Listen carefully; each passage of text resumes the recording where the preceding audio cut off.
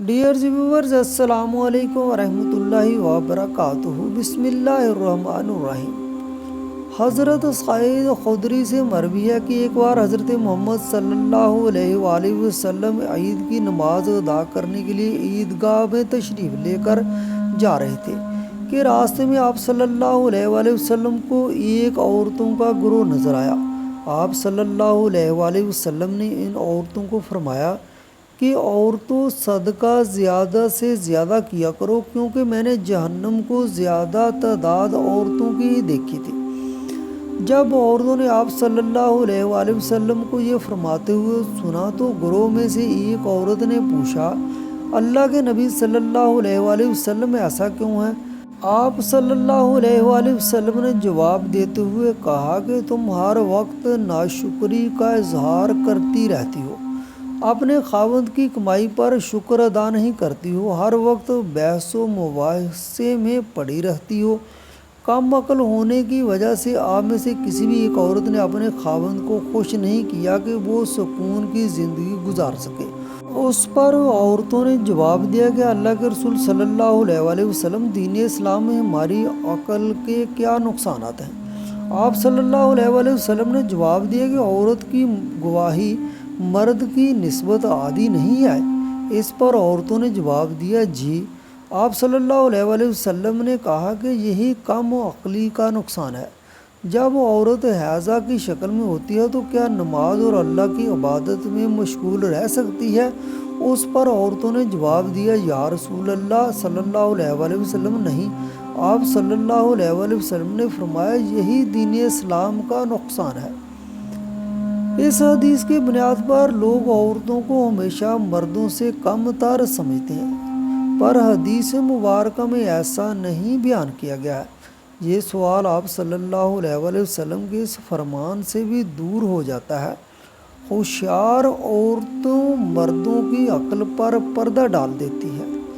अगर औरत को कम अकल कहा जाता तो आप सल्लल्लाहु अलैहि वसल्लम ये ना फरमाते कि होशियार औरत होशियार मर्द की अकल को काबू कर लेती है।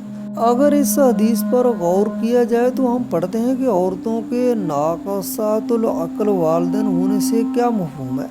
इस हदीस में औरतों के दीनी और दुनियावी कुदरती आने वाली कमी के बारे बताया गया है कि दीनी मामलात में औरत पर कम ज़िम्मेदारी होने की वजह से औरत को कम अक्ल कहा गया है कि जब हैज़ की सूरत में होती है तो वो कुरान पाक को हाथ नहीं लगा सकती, नमाज कायम नहीं कर सकती, पाक जगह पर जा नहीं सकती। इन चीज़ों को मद्देनज़र रखते हुए कहा गया है कि औरतें कम अक्ल होती हैं। एक आलम मोहम्मद अली साबूनी रहमतुल्लाह अलैह ने लिखा है कि मर्द अकल के ज़रिए अपने जज्बात पर काबू रखता है, जबकि औरत अपने जज्बात के ज़रिए अकल को इस्तेमाल करती है। वो जज्बात में आकर कभी कभी कोई गलत कदम भी उठा लेती है, जो कि बाद में उसको पछताना पड़ता है। ये खुदा की तरफ से औरतों में ऐसे जज्बात पाए जाते हैं कि अगर औरतों में अकल की कमी होती तो अपने बच्चों की परवरिश अच्छे तरीके से ना कर सकते, तरबियत के कामों में होते हैं, ना कि अकली फ़लसफ़े। खुदावंद करीम ने मर्द की निस्बत औरत में जज्बात का पहलू गालिब रखा है।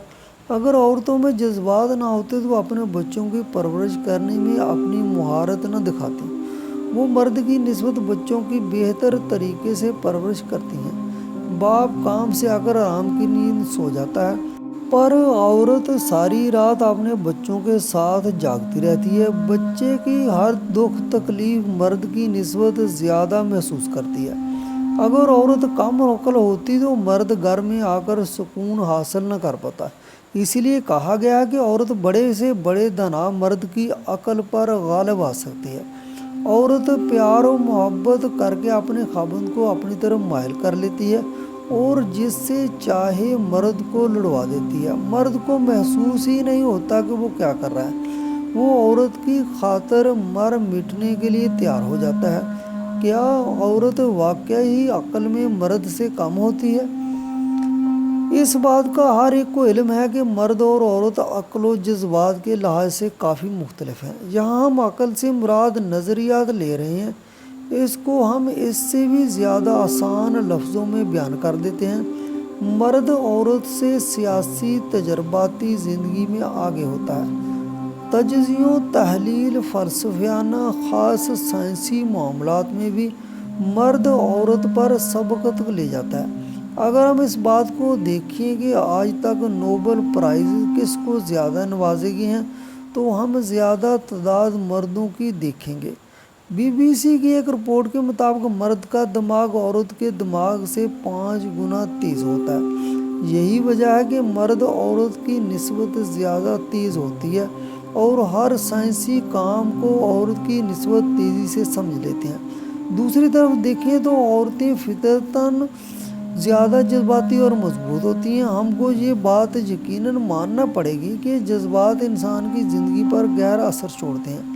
ایک ماں اپنے بچے کے جذبات کو اپنے خاوند کی نسبت زیادہ محسوس کر سکتی ہے اور اس کا حل نکال سکتی ہے، جبکہ مرد ایسا کرنے سے عورت کی نسبت کافی سست ہوتا ہے۔ شارٹ کٹ ہم یہ کہہ سکتے ہیں کہ ایک مرد کا آئی کیو منطقی لحاظ سے زیادہ ذہین ہوتا ہے اور عورت ایموشنل انٹیلیجنس یعنی جذباتی لحاظ سے مرد پر سبقت لے جاتی ہے۔ ایک تحقیق کے مطابق عورتیں ایک آئی کیو، ہمدردی، ذاتی تعلقات، سماجی ذمہ داریوں امتحان میں مردوں پر سبقت لے گئیں۔